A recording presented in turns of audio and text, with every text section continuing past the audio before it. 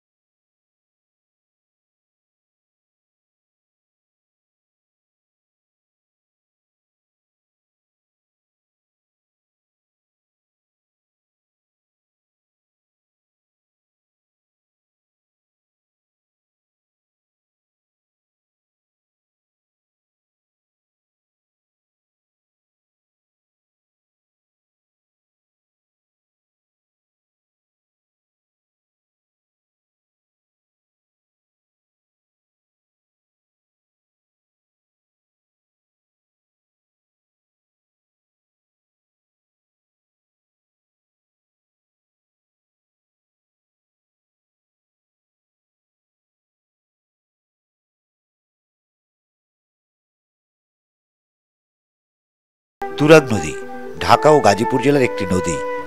নদীটির দৈর্ঘ্য 62 কিলোমিটার আর প্রস্থ 82 মিটার। নদীটির প্রকৃতি সর্পিলাকার।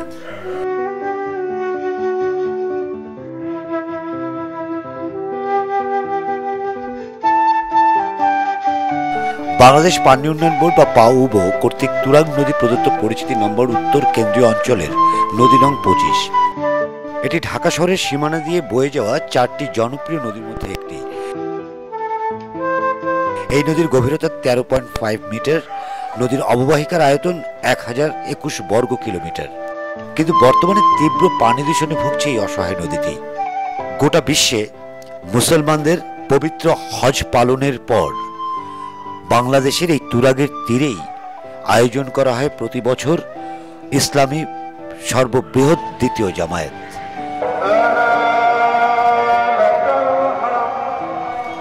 যেখানে ইজতেমায় বিভিন্ন দেশ থেকে হাজার হাজার মুসল্লিরা এসে জমায়েত হন এবং তারা এই তুরাগের তীরেই হৃদয়ের গভীর থেকে উচ্চারণ করেন একটি নাম, আল্লাহু আকবার। সেই তুরাগ আজ কেমন আছে? না, তুরাগের অবস্থা ভালো নেই। তুরাগ শুকিয়ে গেছে।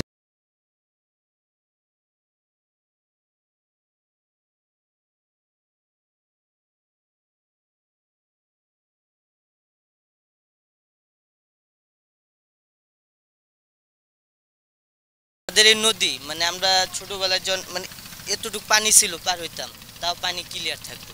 তবে এইসব ফ্যাক্টরি হওয়ার পরে মানে নদীর মানে খুব খারাপ অবস্থা।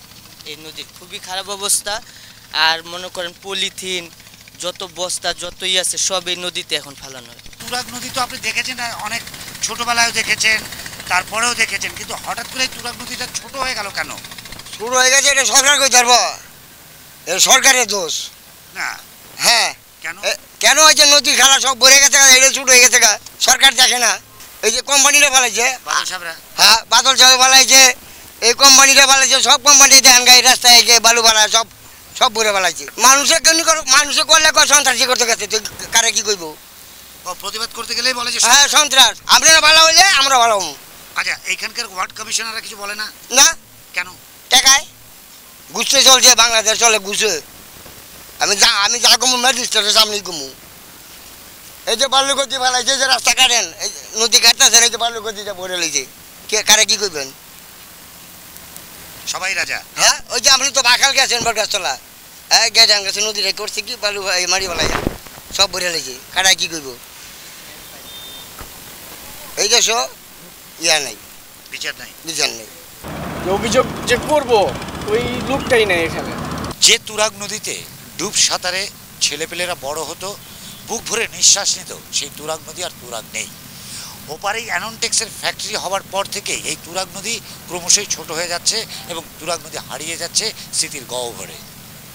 অ্যানন্টেক্সের বাদল সম্পর্কে আমরা এর আগে বিভিন্ন পত্র পত্রিকায়, টেলিভিশনে আমরা দেখেছি তার আত্মসাতের কথা, তার জালিয়াতির গল্প। এখন সাধারণ মানুষের প্রতিবাদটা গ্রান্টেড হবে না, কারণ সাধারণ মানুষ ওদের কাছে কোনো কিছুই না, ওদের টাকা পয়সা আছে, সব কিছু আছে। সাধারণ মানুষ ওই জায়গায় গিয়ে কোনো কথাই বলতে পারবে না, সম্ভব না। হ্যাঁ, এখন এটা এলাকার যারা মাথা আছে, এলাকার কাউন্সিলর আছে, মেয়র আছে, ওনারা বলতে পারবে। এই ব্যাপারে আমরা কিছু বলতে পারবো। শামীম এই জনপদেই বড় হয়েছেন, ছেলেবেলায় দেখেছেন তুরাগ নদীর উচ্ছ্বাস আর যৌবন। এই তুরাগ নদীর পানি দিয়ে গোসল হতো, রান্না হতো, আরও অনেক কিছু। আর সেই তুরাগ নদী ভরে গেছে, তুরাগ নদীকে মেরে ফেলা হয়েছে। সরি, শামীম এই জনপদেই বড় হয়েছেন, ছেলেবেলায় তিনি দেখেছেন এই তুরাগ নদীর উচ্ছ্বাস, দেখেছেন তুরাগ নদীর যৌবন। এই নদীর পানি দিয়ে গোসল হতো, রান্না হতো, আরও অনেক কিছু। আজ সেই নদী মরে গেছে, তুরাগকে মেরে ফেলা হয়েছে। শামীম আজ তুরাগ নদীর পাড়ে বসেই টোল তোলেন আর টাকার হিসেব করেন, আর মনে পড়ে যায় সেই ছেলেবেলার কথা। আমাদেরকে দেখে তার সেই আবেগ যেন আরও উচ্ছ্বসিত হয়ে বেরিয়ে আসে ক্যামেরার সামনে। কেমন আছেন শামীম ভাই? এই তুরাগের পাড়েই তো বড় হয়েছেন, তো তুরাগের আজকে এই অবস্থা কেন? ফ্যাক্টরির কারণে। কি কি হয় এখানে বলেন তো? কীভাবে তুরাগটাকে ধ্বংস করা হচ্ছে একটু আমাদেরকে যদি একটু সহজ করে বলেন, তাহলে প্রশাসন থেকে আমরা সাধারণ মানুষ বুঝতে পারবো যে আসলে তুরাগের অবস্থাটা কতটা খারাপ। আপনারা মনে করেন আগে তো মিল কারখানা ছিল না এই জায়গায়, তখন এত নোংরা ছিল না। যখন মিল কারখানা হইলো, ডাইঙ্গের পানি মনে করেন সরাসরি ছেড়েই যাচ্ছে। তো ডাইঙ্গের পানিতে কি আছে যে বহুত বিষাক্ত জিনিস আছে এই জায়গায়, জানে কি শামুক, কারখা, মাছ, মানে কিছুই থাকে না, এবং কি মানুষের পশম শুধু উঠে যাবে পানিতে। তারপরে এরা চালাচ্ছে ফ্যাক্টরি চালাচ্ছে। তো আপনারা কিছু বলছেন না? আমরা কিছু বললে তো মানে না সরকার অথবা প্রশাসন। এখানকার কমিশনাররা কি করে? কমিশনাররা বলবো আর কি, সবাই তো একই, জানেন তো এই বিষয়ে। এই দোকানের মধ্যে কি চলতেছে, টাকা অনেক জমি, এটা বলা যাবে না। এটা পুরোটাই এই নদীর জমি, খাস জমি, সেই জোর জবরদস্তি করে দখল করেছেন। তো মেয়র, কমিশনার এরা কেউ কিছু বলে না? সবাই তো জমির মধ্যে টাকার পাগল। আজকে আমার সময় বললে গেছে আর এখানে টাকা পয়সা দিয়েছে কেন, মনে করেন কেন, এটার ফয়দাই নেই। এটা সমাধান সরকার না করতে পারলে কি করতে পারবো না। এই যে পানিটা দেখা যাচ্ছে, এই পানির নিচেই অ্যানন্টেক্সের বাদল সাহেবের লোকজন বড় বড় বস্তা বন্দি করে পলিথিন ফেলে দিয়েছেন ভিতরে, যাতে করে কোনো ট্রলার কিংবা কোনো যানবাহন এই নদী দিয়ে চলাচল করতে না পারে। এই অঞ্চলের হতদরিদ্র মানুষরা যারা লোক পারাপার করে ট্রলারে জীবিকা নির্বাহ করত, তাদের সেই পেশা আজ বন্ধ। এই বন্ধ করেছেন এই বাদল সাহেব শুধুমাত্র তার স্বেচ্ছাচারিতার জন্য, তার এই ফ্যাক্টরিকে তুরাগ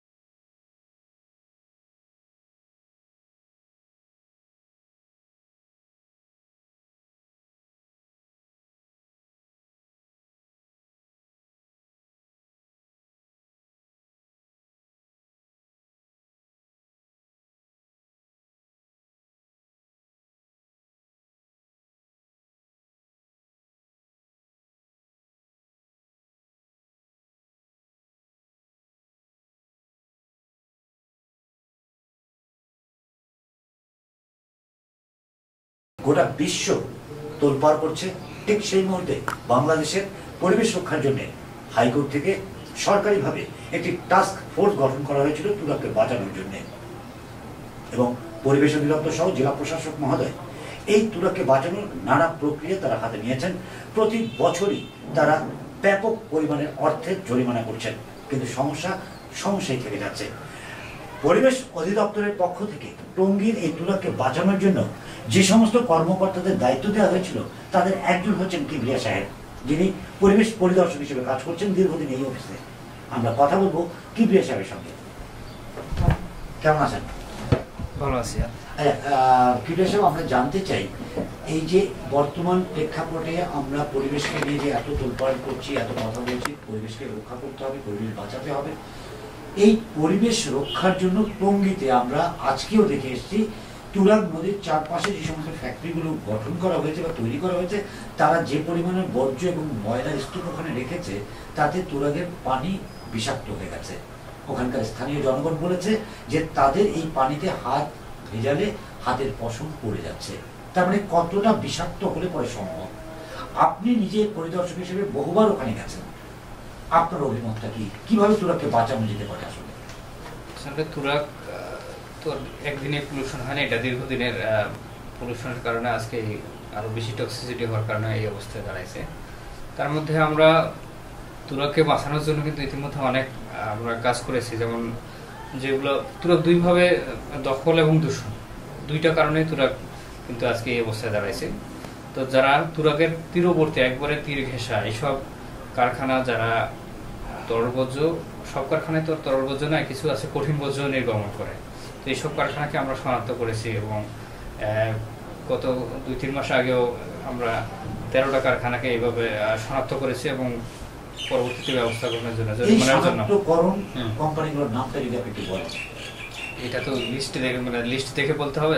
শনাক্তকরণের যেসব কারখানা ছিল, যে এখানে ছিল লামিসা স্পিনিং নামে একটা কারখানা ছিল, আর জেরিনা কম্পোজিট, তারপরে আঞ্জুমান, আর এর আছে জাবের এন্ড জুবাইরের কারখানা আছে ওখানে, আরো জাবের এন্ড জুবাইর, এবং তারপর হচ্ছে মার্চেন্ট, আর টেনেক্স নামে আরো অ্যানোটেক্স, যেটা সেটি আসলে লামিসা স্পিনিং।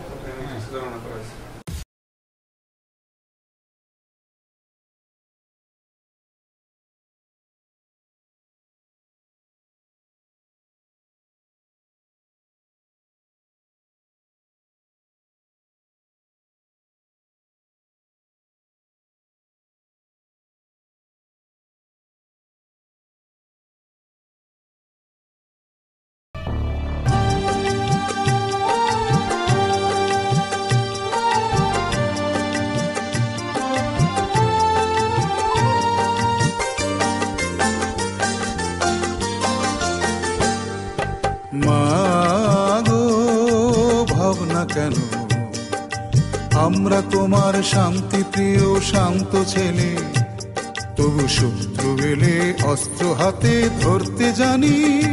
তোমার ভয় নেই মায়া, আমরা প্রতিবাদ করতে জানি।